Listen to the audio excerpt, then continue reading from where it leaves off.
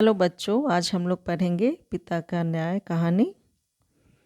इसके बाद इसका प्रश्नोत्तर भी करेंगे। कहानी पढ़ते हैं पहले।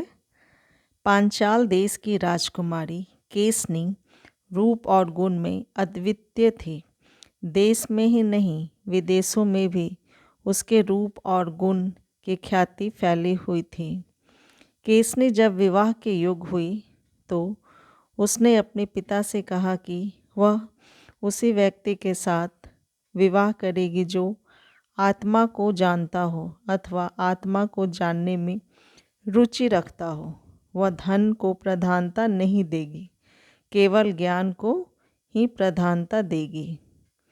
पुत्री के निश्चय के अनुसार राजा ने चारों ओर घोषणा करवा दी।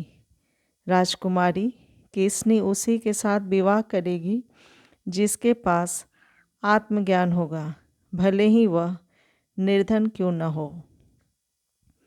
राजा की घोषणा सुनकर देश विदेश के राजकुमार विवाह का प्रस्ताव लेकर केसनी के पास पहुंचने लगे। पर जब केसनी उनसे आत्मा के संबंध में प्रश्न करती तो वो उत्तर नहीं दे पाते थे।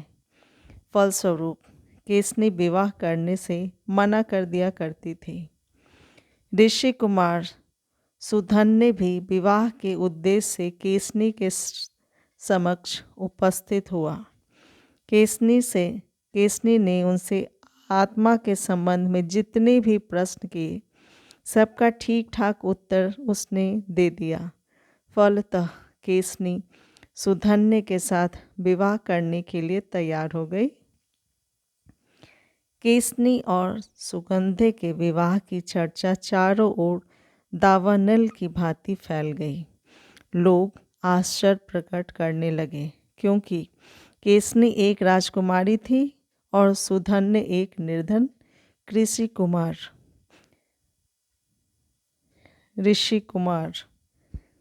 केसनी और सुधन्य के विवाह की खबर दानवों के सम्राट विरोचन के भी कानों में पड़ी।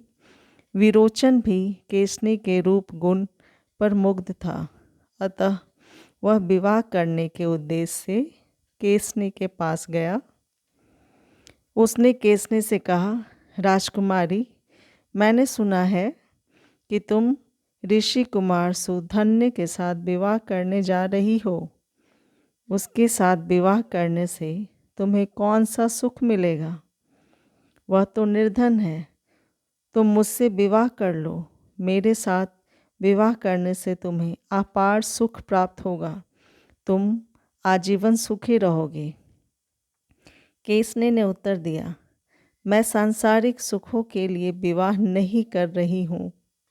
मैं विवाह कर रही हूँ एक सुंदर हृदय वाले जीवन साथी को प्राप्त करने के लिए जो ज्ञानवान और विचारवान हो। पर विलोचन बार बार अपनी ही बात करता रहा।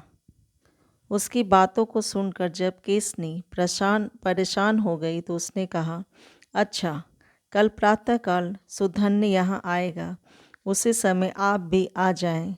वाद विवाद में आप दोनों में जो विजयी होगा मैं उसी के साथ विवाह करूँगी, पर जो हार जाएगा उसे दूसरे के चरण पखाड़ने पड़ेंगे। शर्त स्वीकार कर विरोचन लौट गया। दूसरे दिन प्रातःकाल था। सूर्य की किरणें निकल आई थीं। विरोचन केसनी की सेवा में उपस्थित हुआ। केसनी ने उसका आदर सत्कार किया और बैठने के लिए उसे सुंदर आसन प्रदान किया। विरोचन बोल उठा, केसनी, अभी तक सुधन्य नहीं आया। मेरे पास त्रिवग्रामी घोड़ों वाला सुंदर रथ है। उस पर बैठकर मैं शीघ्र ही तुम्हारे पास आ गया। बेचारा सुधन्य पैदल आ रहा होगा, इसलिए उसे यहाँ पहुँचने में देर हो रही है। सचमुच सुधन्य अपने पिता के आश्रम से पैदल ही आ रहा था। जब वह केसनी के पास पहुँचा तो उसकी ओर देखते हुए विलोचन ने कहा, सुधन्य, तुमने आने में देर क्यों की? सुधन्य ने उत्तर दिया, मैं ऋषि कुमार हूँ। मेरे पास आपकी तरह रथ नहीं है, पैदल आने में देर हो ही जाती है। विरोचन बोला, कोई बात नहीं, आ तो गए ना, आओ मेरे बगल में बैठ जाओ।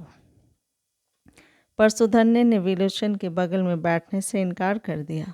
उसने कहा, मैं आपके साथ आपके बगल में नहीं बैठ सकता, क्योंकि हम दोनों में किसी बात में बराबरी नहीं है। आप राजा हैं और मैं हूँ मामूली सा ऋषि पुत्र। आपके पास अपार धन संपदा है और मेरे पास विद्या को छोड़कर और कुछ नहीं है।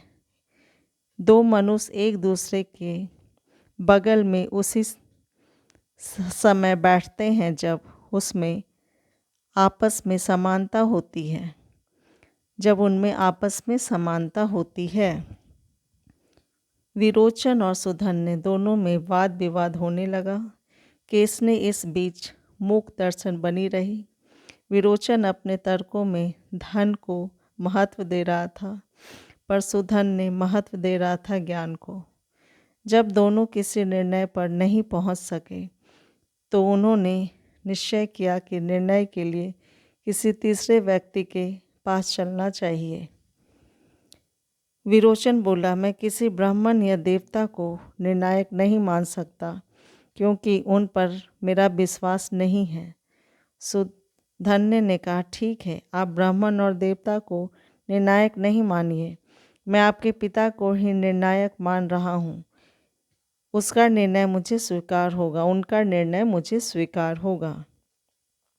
विरोचन प्रसन्न हो उठा, क्योंकि उसे विश्वास था कि उसके पिता का निर्णय उसी के पक्ष में होगा। वह सुधन्य को लेकर अपने पिता के समक्ष पहुंचा। दोनों ने अपनी अपनी बात कहकर उनसे प्रार्थना की, कृपया करके बताइए हम दोनों में श्रेष्ठ कौन है। विलोचन ने कहा, संसार में धन ही सब कुछ है, बिना धन के कुछ नहीं होता, अतः धन के संग्रह के लिए ही प्रयत्न करना चाहिए। पर सुधन्य ने कहा, धन नाशवान है, नाश होने वाली वस्तु का संग्रह कभी नहीं करना चाहिए। संग्रह उसी वस्तु का करना चाहिए जिसका विनाश ना हो। वह वस्तु आत्मा के ज्ञान को छोड़कर और कुछ नहीं है। विलोचन के पिता स्वयं ज्ञानी थे, इसलिए जानते थे कि सुधन्य का कथन ही सत्य है, पर पुत्र मोह के कारण उनकी जिह्वा विलोचन के विरुद्ध निर्णय देने में सकुचा रही थी। वो कई दिनों तक दंतवत में फंसे रहे। अंत में पुत्र मोह पर ज्ञान की जीत हुई। उन्होंने निर्णय दिया, विलोचन, सुधन्य का कथन ही सत्य है, अतः वह तुमसे श्रेष्ठ है। सुधन्य और केसनी का विवाह हो गया। शर्त के अनुसार विलोचन जब सुधन्य के पैर धोने के लिए झुका तो सुधन्य ने उसे पकड़कर अपने हृदय से लगा लिया और कहा, विरोचन, जो कुछ हो गया वह पर्याप्त है, अब इसकी आवश्यकता नहीं है। हम और आप अब से मित्र हो गए। इस पाठ का पहला प्रश्न है, पांचाल देश की राजकुमारी कैसी थी? इसका उत्तर लिखिए। पांचाल देश की राजकुमारी केसनी रूप और गुण में अद्वितीय थी। देश में ही नहीं, विदेशों में भी उसके रूप और गुण की ख्याति फैली हुई थी। दूसरा प्रश्न है, ऋषि कुमार सुधन्य से केसनी ने विवाह करने का निश्चय क्यों किया? इसका उत्तर लिखिए। केसनी ने ऋषि कुमार से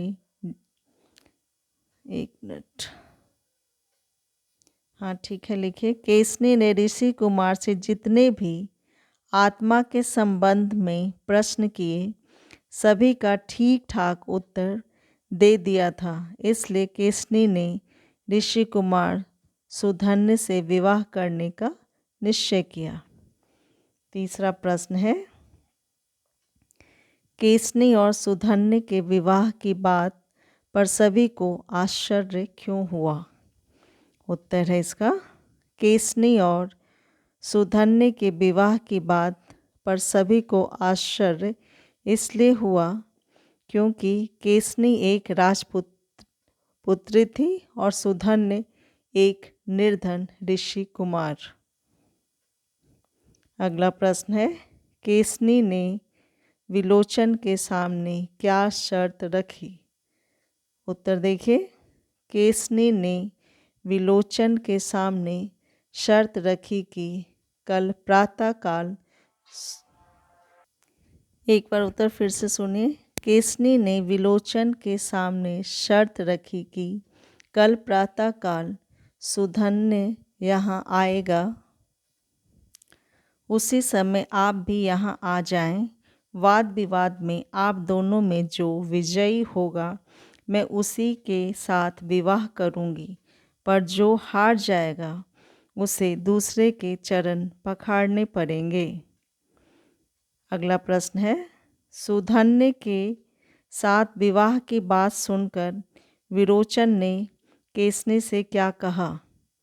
उत्तर देखिए, सुधन्य के साथ विवाह की बात सुनकर विलोचन ने केसनी से कहा कि ऋषि कुमार के साथ विवाह करने से तुम्हें कौन सा सुख मिलेगा? वह तो निर्धन है, तुम मुझसे विवाह कर लो। मेरे साथ विवाह करने से तुम्हें अपार सुख प्राप्त होगा, तुम आजीवन सुखी रहोगी। अगला प्रश्न है, विलोचन क्यों जल्दी पहुंच गया और सुधन्य को पहुंचने में देर हो गई? तो विलोचन के पास त्रिविगामी वाला रथ था, इसलिए वह जल्दी पहुंच गया और सुधन्य को पैदल आने में देर हो गई। अगला प्रश्न है, वाद विवाद में कौन किसको महत्व दे रहा था? वाद विवाद में कौन किसको महत्व दे रहा था? प्रश्न है, इसका उत्तर देखिए, वाद विवाद में विरोचन अपने